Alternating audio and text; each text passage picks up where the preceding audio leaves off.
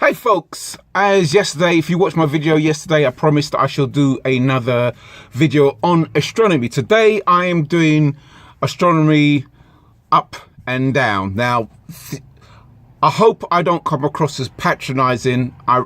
This is not my intention. It really isn't. So please forgive me if I come across that way, right? That's my disclaimer first. Right, so what's inspired this video is obviously what happened yesterday when I kind of realized that the lack of understanding that's out there. Because I'm into astronomy, like I said in yesterday's video, that, you know, you take it for granted that what is common knowledge for you, you wrongly assume that's common knowledge for everyone else. So today I'm going to talk about up and down. Now, it sounds really patronizing and really simple, but there's a lot of people out there giving a lot of misinformation on YouTube, and they don't understand the concept of up and down. I know this sounds really stupid and it sounds insane, that how could you not understand up and down? I'll just, if you bear with me, I shall explain, and I hope it all makes sense. Right. Okay. So gravity has a lot to do with this, and mass and density, but I'll come to those elements in a minute. So the mistake a lot of people make with up and down, they think what happens here on the earth also applies to outer space, and that's where they make the mistake. That's the error. That's where they go wrong.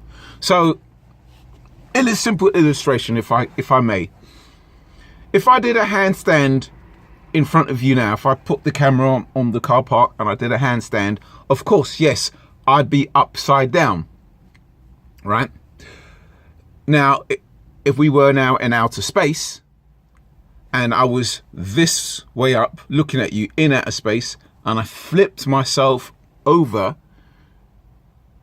you would think that I'm upside down, but I'm not upside down, because in outer space there is no up and there is no down. There is no sideways. There's directions, but there's no up or down in space. Down is always to the point of the center of gravity, always to the center mass. So the classic tennis ball again, right? So in the middle of this, if this was the earth, in the middle of this is the center of the mass, and gravity works towards the center of the mass. So if you're here, down is this way. If you're here, down is that way. Does that make sense? So if you're standing here, right, that's down. That is up. If you're standing here, right, down is that way, up is that way. Do you see what I'm saying? And the mistake that a lot of people think, they think that in outer space, if you're this way, you're gonna drop. No.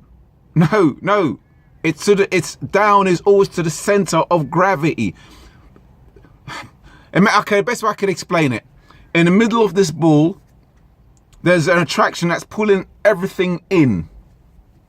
So if you throw an object, if you're standing on the top and you throw an object, it's going to come that way. If you're standing here and you throw a object, which will be technically up, it will still come that way. It won't carry on going down.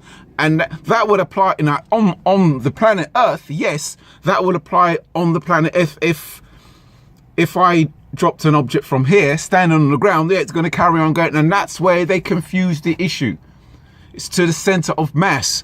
In terms of, so like, best way I can illustrate this again, in terms of mass equals density with gravity.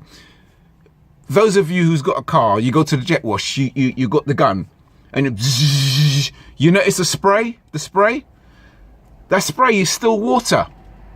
It's the same water that you have in the ocean. Right, okay, I know the difference between salt water and not salt water, but it's still water. But the little spray particles, they're small in mass and light in density, so they're going to float. So gravity is not going to have that much effect on them because their mass is very small and density is small. So they're going to float up. Whereas if you take a cup of water and throw it, has more mass, has more density, it's going to go down.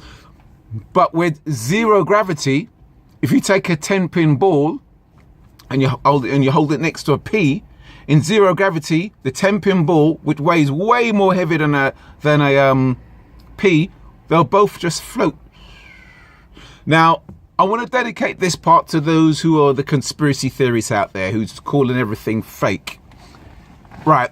One thing you can't do with zero gravity, you can't fake water in zero gravity. So someone throws a cup of water up in zero gravity and it has that bubble effect. You can't fake that.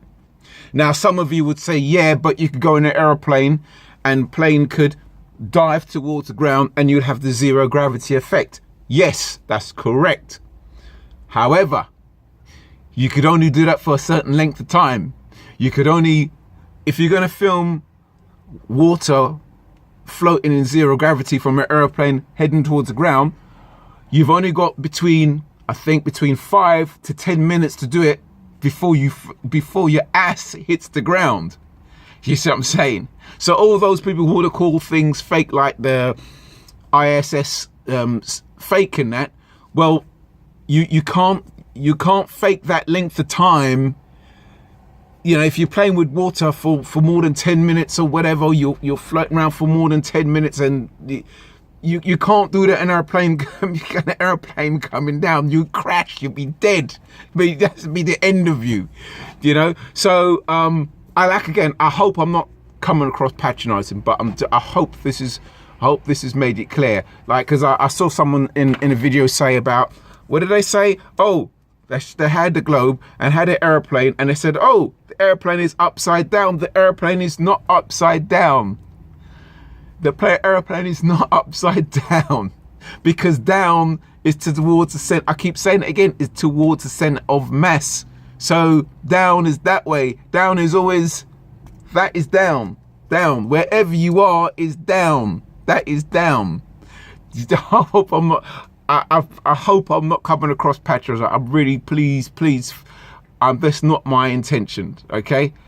Thank you very much, and I hope this video has been of some help. Thank you very much. Okay, bye.